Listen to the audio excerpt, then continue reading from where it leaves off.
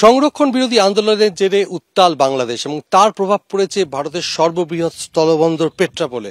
সম্পূর্ণ স্তব্ধ হয়ে গেছে সীমান্ত বাণিজ্য। গত শনিবার থেকে পেট্রাপোলে আমদানি রপ্তানি পুরোপুরি বন্ধ।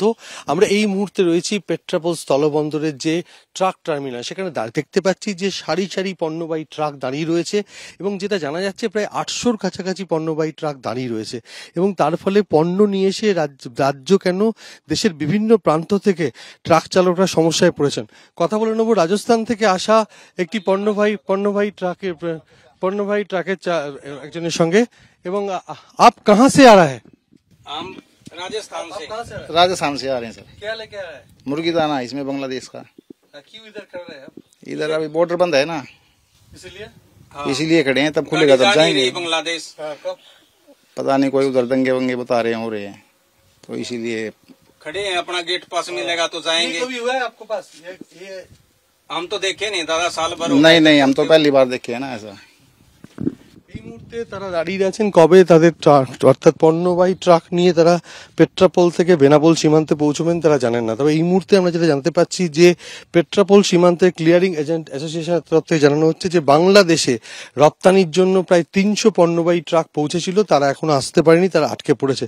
তাদেরকে কি করে এদেশে ফেরানো যায় তার এখনই প্রক্রিয়া চলছে এবং সেই নিয়ে আলোচনা চলছে সমস্ত স্তরে।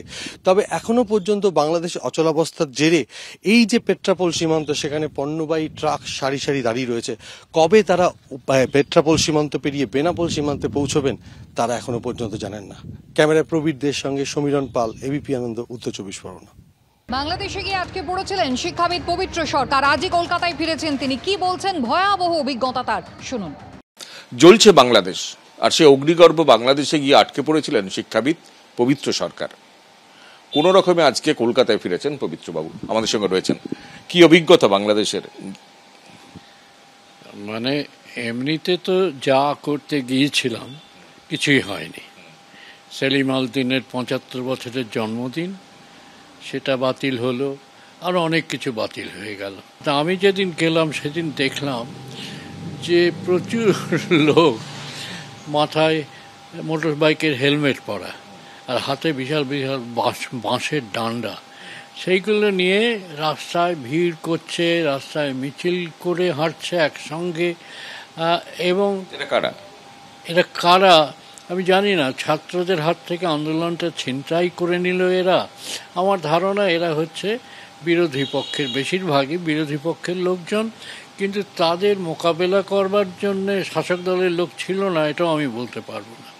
কারণ এটা প্রায় মুখোমুখি রাজনৈতিক সংঘর্ষের জায়গায় পৌঁছে গেল। এবং ইউনিভার্সিটির ভেতরে তো তাই হয়েছে। ইউনিভার্সিটির ভেতরে হয়েছে, সারা জাহাঙ্গীরনগরে হয়েছে, চট্টগ্রামে হয়েছে, নানা রাজশাহীতে হয়েছে, তো নানা জায়গায় ঘটেছে। এবং আমি কার্যত বন্দী। যেখানে বন্দী সেখানে আমার নিজের বিপদ কিছু নেই, কারণ তারা যথেষ্ট যত্ন, তারা আমাকে বাবার মতো দেখে। হোটেলে ছিলেন না কারো বাড়িতে? না, বাড়ি। তো সেখানে বন্দি আমি, কিন্তু আমি আওয়াজ শুনছি, রাস্তায় গুলির আওয়াজ শুনছি, চেঁচামেচি শুনছি, পুলিশ সাইরেন বাজিয়ে হুটার বাজিয়ে পুলিশের গাড়ি চলে যাচ্ছে, আকাশে হেলিকপ্টারের আওয়াজ শুনছি, একটা প্রায় দাঙ্গার অবস্থা। কালকেই তো রায়টা হলো, সবাই জানে কি রায় হলো। আগে মানে কোটা ছিল 56%, এখন কোটা হয়েছে 7%। কেমন? বাকি সব মেধাতে হবে। ছাত্রদের যে দাবি ছিল সে ছাত্রদের দাবিটা পূরণ হয়েছে। সরকার এটা নিয়ে নোটিফিকেশন দিলে আমার মনে হয় ছাত্রদের আন্দোলনটা থেমে যাবে। ইন্টারনেট বা ফোন পরিষেবা প্রায় অচল। হোয়াটসঅ্যাপ, তার ফলে হোয়াটসঅ্যাপ বন্ধ। ফোন আমি তো ওখান থেকে ফোন এখানে করতে পারছি না, বা করলেও কেউ ধরছে, কেটে যাচ্ছে। আর বাংলাদেশের কিছু মানুষের সঙ্গে আমার পরিচয় হয়েছে যারা আমাকে ভালোবাসেন, যেমন একজন জাস্টিস রুহুল কুদ্দুস।